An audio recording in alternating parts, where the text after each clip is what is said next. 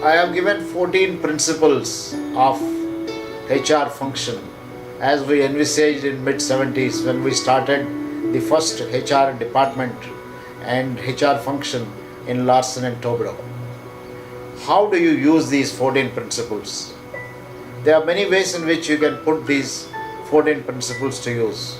As I mentioned earlier, every week can be devoted to one principle. Examine yourself whether you are following this principle. You have a group of people comment on you, collect some kind of a feedback, develop a short kind of a questionnaire, and ask your managers what do they think of the extent to which you are performing. You can also ask their views not only about you as a HR department, you can ask about the entire organization.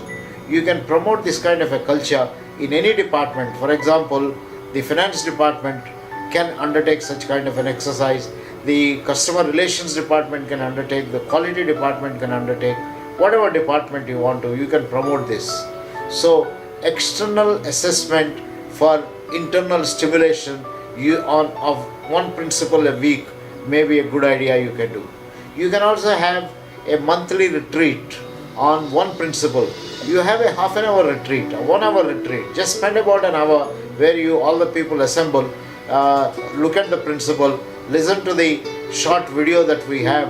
If necessary, pick up our book, The Pioneering of HR in Larsen and Toubro, where these principles are given. If you need you don't want to look at the whole book, you only need the principles, just drop a line to us, tvrlsblr@tvrao.com, tvrlsblr@tvrao.com, and ask for the chapter on the 14 principles of designing HR function. Go through this, go through the related literature, and get your mind to work.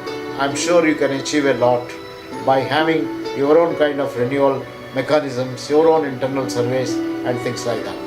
All the best from TVRLS and from myself for a great beginning and a great intervention in bringing about transformation in your own organization and in yourself. All the best from us.